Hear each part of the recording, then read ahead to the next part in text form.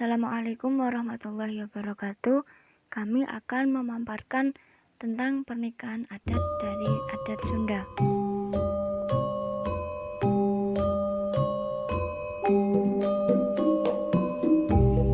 Dari pihak calon mempelai pria, orang-orang yang akan turut serta dalam rombongan tersebut bertugas membawa barang-barang hantaran dan akan diberikan kepada calon mempelai wanita.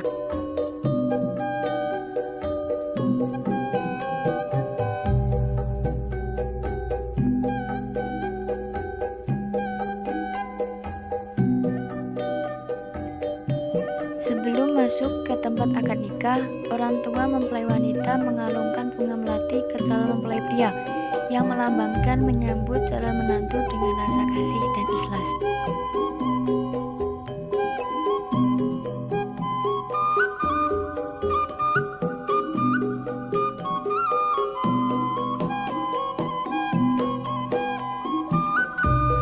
Sebelum dilangsungkannya akad nikah, ada sebuah acara yang namanya seserahan, yaitu serah terima hantaran yang dibawa oleh keluarga mempelai pria dan sekaligus menjadi simbol bahwa calon pengantin pria diterima oleh calon mempelai wanita.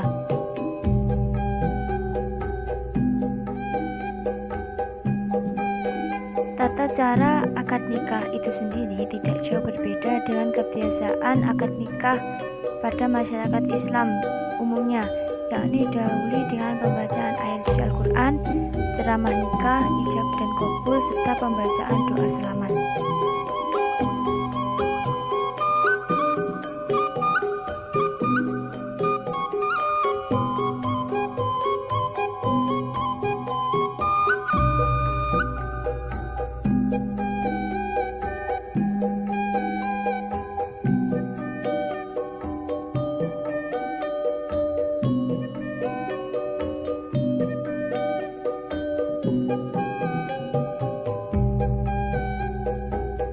Setelah dilaksanakannya akad nikah, pengantin wanita baru dihadirkan.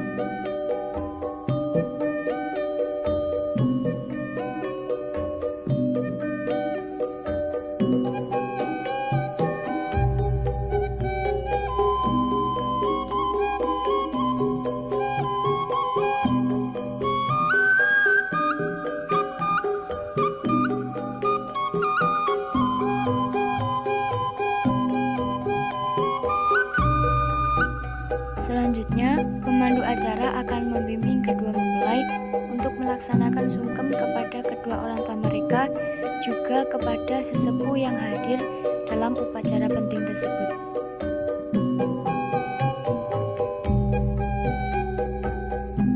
Biasanya acara sungkeman ini mengandung haru yang dalam, karena sejak saat itu mempelai wanita akan terlepas dari tanggung jawab orang tuanya, serta diserahkan kepada suami, baik lahir maupun batinnya.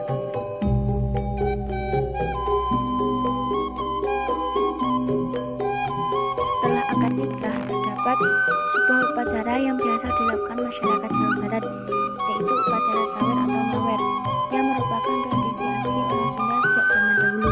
Maksud dari upacara sawer yakni untuk menggembirakan kedua mempelai dan memberi nasihat. Isi syair yang disampaikan benar-benar indah dan bermakna, hingga patut dijadikan contoh dan teladan oleh kedua mempelai yang akan mengarungi bahtera rumah tangga.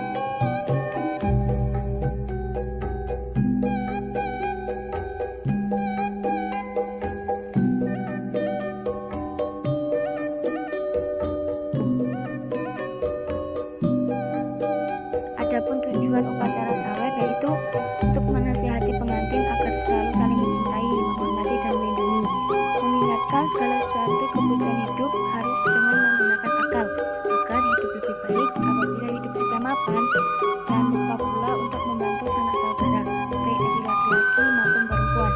Adapun tempat pelaksanaan upacara tepat di bawah saweran atau di bawah kucuran atap.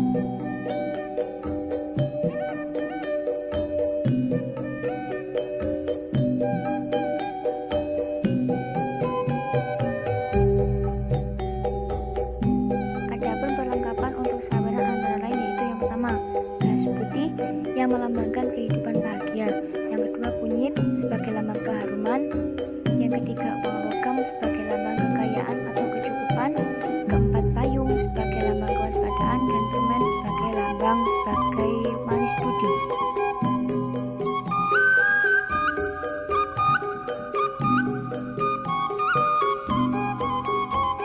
Setelah melaksanakan saweran, dilanjutkan dengan upacara ngincak endok atau menginjak telur yang melambangkan keselamatan kedua mempelai.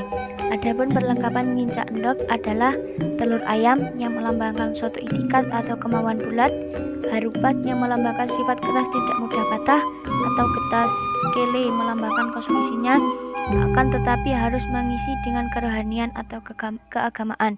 Kendi kecil yang diisi air putih melambangkan sebagai alat pembersih dan sebagai pendingin atau sebagai penentraman suasana.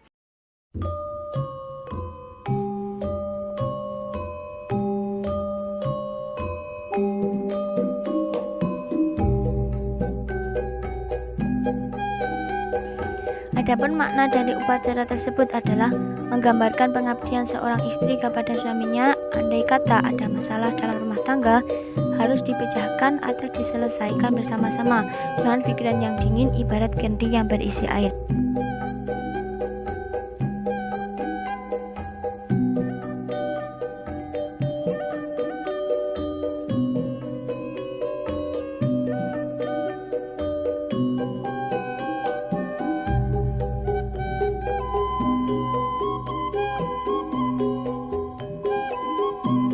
Acara buka pintu ini bertujuan memberikan pesan kepada seorang suami terhadap istrinya yang tidak pernah membuka pintu atau menerima tamu seorang laki-laki selama belum ada izin dari seorang suami, dan diawali dengan tembang atau pantun yang dibawakan oleh penembang. Akhirnya setelah pengantin pria membacakan salam dan syahadat, lalu dibuka pintunya dan istri menyelaminya melambangkan istri yang setia dan soleha.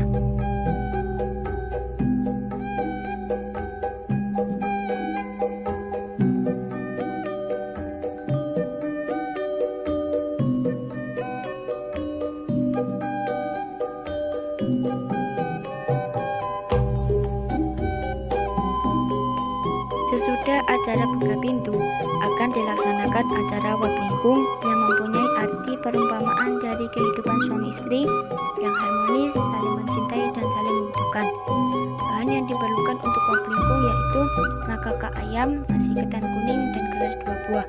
Dalam pelaksanaan upacara wablingkung ini dihadiri oleh kedua orang tua mempelai. Tidak ketinggalan kedua orang tua masing-masing menyuapi kedua pengantin saling bergantian.